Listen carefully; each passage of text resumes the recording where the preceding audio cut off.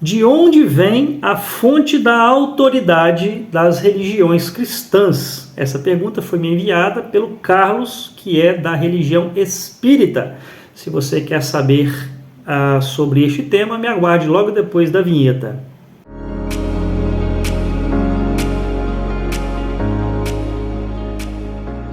Olá, meu nome é Sidney Nogueira, sou professor. Este é o canal Catequese na Veia, um canal que eu criei com o objetivo de propagar a doutrina católica e defender a nossa fé.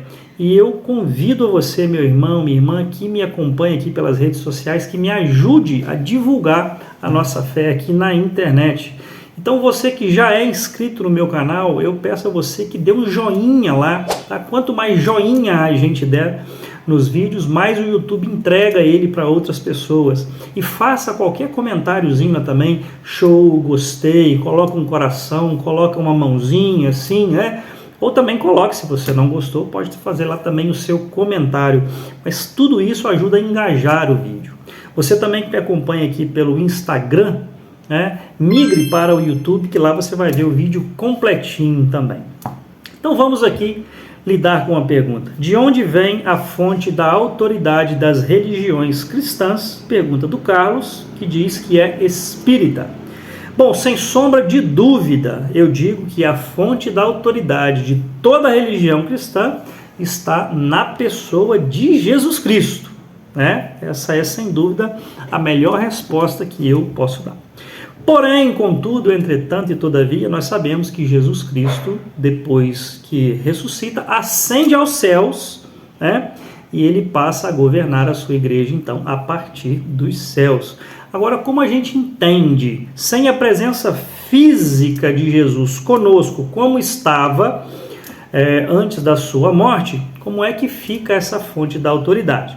Então, eu diria aqui que, para os cristãos de matriz protestante, vindos da reforma de Lutero em 1517, eles têm como única fonte de autoridade na história agora, como sendo a Bíblia. Então, a Bíblia para eles é a única fonte de autoridade, de regra e de fé.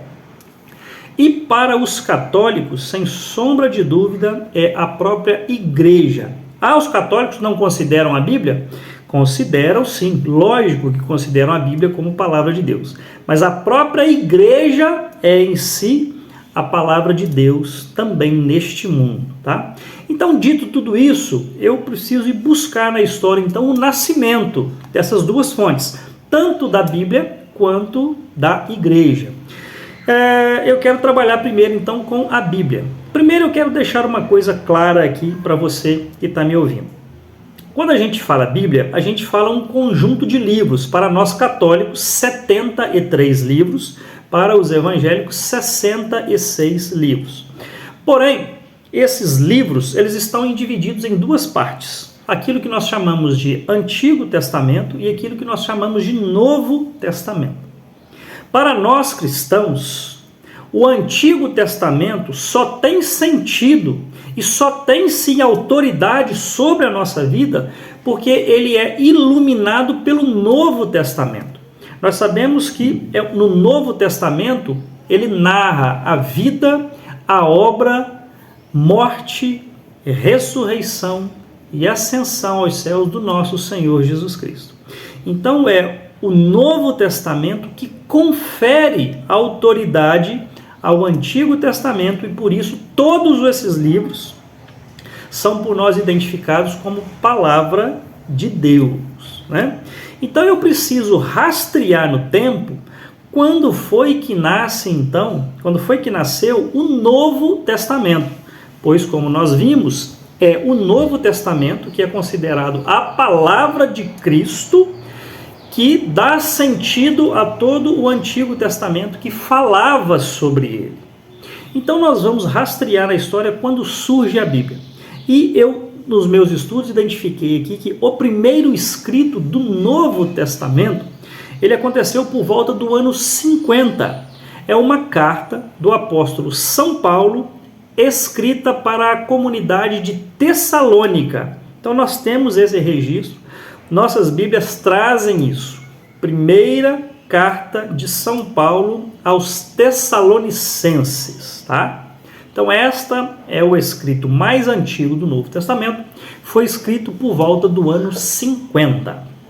E o escrito mais antigo do o escrito mais novo do Novo Testamento é o Apocalipse de São João, que foi escrito por volta do ano 90, ano 100, né? Ali depois de Cristo. Então, um intervalo aqui que nós temos de mais ou menos 50 anos em que os livros que nós consideramos hoje canônicos foram redigidos.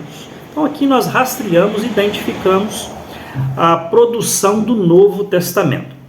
E o nascimento da igreja, onde nós vamos encontrar as fontes que nos mostram o nascimento da igreja, né? Então, quando a gente volta na história, e aqui a importância da própria Bíblia, que ela registra esses momentos antes dela ser escrita, né? Então, nós vemos aqui a pessoa de Jesus Cristo edificando já a igreja, né? Então ele edifica a igreja em Mateus 16, 18, a gente vai ver Cristo reunido com os seus discípulos, antes de qualquer coisa ter sido escrita, Jesus diz para Simão, né? Tu és Pedro e sobre esta pedra edificarei a minha igreja. Então Jesus faz uma promessa, uma igreja que ele edificará. Ok, então nós entendemos que nós vimos o nascimento da Bíblia por volta do ano 50, e se Jesus ainda estava vivo e é ele que faz a promessa da edificação da igreja, nós podemos rastrear isso em termos cronológicos por volta do ano 30 até o ano 32, né? Iniciozinho do 33, aí, já que ele morre na Páscoa do 33. Então, nós identificamos o nascimento das duas fontes de autoridade. E nós percebemos que a igreja precede, né, o nascimento do Novo Testamento. Agora vamos para a questão da autoridade. Quem é que confere a autoridade à Bíblia e quem é que confere a autoridade à igreja? Vamos começar do mais antigo, então. Vamos começar pela igreja. No mesmo texto, Mateus 16, a gente vê a partir do versículo 18, a seguinte fala de Jesus: Tu és Pedro, sobre esta pedra edificarei a minha igreja, e as portas do inferno não prevalecerão contra ela. E ele continua: Eu vos darei a chave do reino dos céus. Preste atenção. E tudo que ligares na terra será ligado nos céus. Tudo que desligares na terra será desligado nos céus. Percebe como Jesus, o próprio Cristo, entrega para a sua igreja uma chave? Claro, não é uma chave como a gente tem o hábito de ver, né? Não é uma chave real, mas é uma identificação de que a igreja tem em si, recebida de Jesus, o poder de ligar e o poder de desligar naturezas deste mundo, e Jesus acompanha no céu a ligação que a igreja faz e o desligamento que a igreja faz nesta terra. Percebe então que a igreja recebe aqui uma autoridade do próprio Jesus?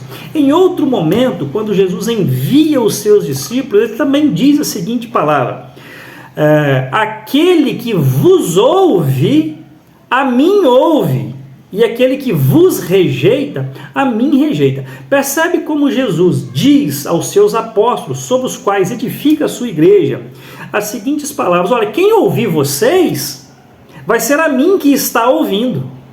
Quem rejeitar a vocês, vai ser a mim que vai estar rejeitando. Então nós percebemos claramente, eu vou adiantar para o vídeo não ficar longo, que a autoridade da igreja, ela é dada pelo próprio Cristo. E se você que está me ouvindo discorda disso, por favor, comente aqui se não foi, né? Então comenta aqui comigo se você acha que não foi, mas eu estou te mostrando por A mais B que a autoridade da igreja provém do próprio Jesus. Agora vamos lá. Jesus diz também no finalzinho do seu evangelho, quando ele vai, antes dele ascender aos céus, ele diz o seguinte, todo mundo conhece também essas passagens, né? Ele enviando a sua igreja para o mundo. Ele diz assim: ide pelo mundo inteiro e anunciai o evangelho a todas as criaturas. Aqueles que forem batizados e crerem serão salvos. Aqueles que não crerem já estão condenados. Então perceba que Jesus envia a sua igreja com um propósito: anunciar o evangelho. Então aqui é de boca, é falar, é pregar o evangelho mesmo, né? Perceba como a autoridade está na igreja e naquilo que ela fala. Jesus não diz em lugar nenhum: ide pelo mundo todo e escrevei sobre o evangelho, e todos aqueles que lerem o evangelho serão salvos. Perceba que isso não é dito por Jesus hora nenhuma, tá? Então o envio acontece, o Espírito Santo desce sobre os apóstolos e inicia então o processo de pregação, um processo de fala, e eles vão criar comunidades, criar outras igrejas, né, sob a mesma fé apostólica, através do anúncio falado do evangelho. Então nós vemos uma igreja com uma autoridade de anunciar uma palavra que salva. E olha que interessante, quando o apóstolo Paulo se converte e ele vai para Tessalônica fundar uma igreja, ele anuncia o evangelho para aquelas pessoas. Eles ouvem, a mensagem de Deus entra pelos ouvidos dele através do anúncio. Só muito tempo depois é que Paulo vai escrever uma carta para os Tessalonicenses. E aqui nós temos o nascimento do primeiro texto do Novo Testamento. Então, quando Paulo escreve, nasce aqui, começa o nascimento da Bíblia aqui. E olha que interessante, qual é a primeira coisa que São Paulo escreve nesse texto do Novo Testamento? Paulo, Silvano e Timóteo, a igreja de Deus Pai e do Senhor Jesus Cristo que está em Tessalônica. Então a primeira coisa que a Bíblia faz é saudar a igreja de Deus e de Jesus Cristo, né? Então aqui nós vemos isso claramente acontecendo. E nós percebemos então que a Bíblia tem a sua autoridade fornecida pela igreja, pois é no seio da igreja que a Bíblia nasce. Ela nasce a partir do ano 50 até o ano 100, mais ou menos, tem toda a produção dela. Quem é que produz esta Bíblia? A própria igreja.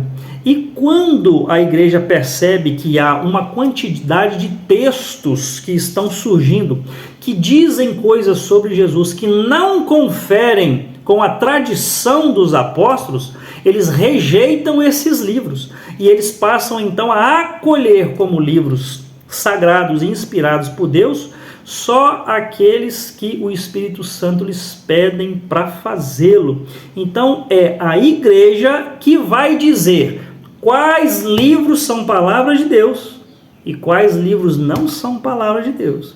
Por que que você lê hoje Atos dos Apóstolos e não lê Atos de Pedro, Atos de Paulo, né? Porque a igreja disse que é Atos dos Apóstolos que é inspirado. Por que que você hoje não lê o Evangelho de Maria Madalena, o Evangelho de Tomé? Porque a igreja disse que esses livros não são inspirados. Os verdadeiros evangelhos são Marcos, Mateus, Lucas e João, que está em suas mãos, tá? Então nós percebemos aqui, nesse vídeo de hoje, que a autoridade da igreja provém do próprio Cristo, que diz: ide pelo mundo inteiro e anunciai. Quem vos ouve, a mim ouve, quem vos rejeita, a mim rejeita. E nós vemos que a autoridade da Bíblia vem da igreja, porque é ela que constrói, que diz quais são os livros inspirados ou não. Então, aqui nós percebemos o nascimento, a gênese, tanto da Bíblia quanto da igreja, e vimos então de onde provém toda a autoridade.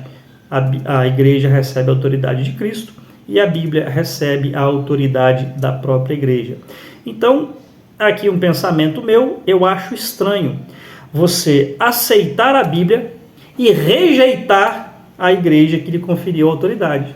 É como se nós católicos aceitássemos a igreja, mas rejeitássemos Jesus, sendo que foi ele que deu autoridade para a igreja, tá? Então eu acho que aqui eu consegui explicar para o nosso amigo Carlos a origem das fontes de autoridade das nossas religiões. Um abraço, fiquem com Deus.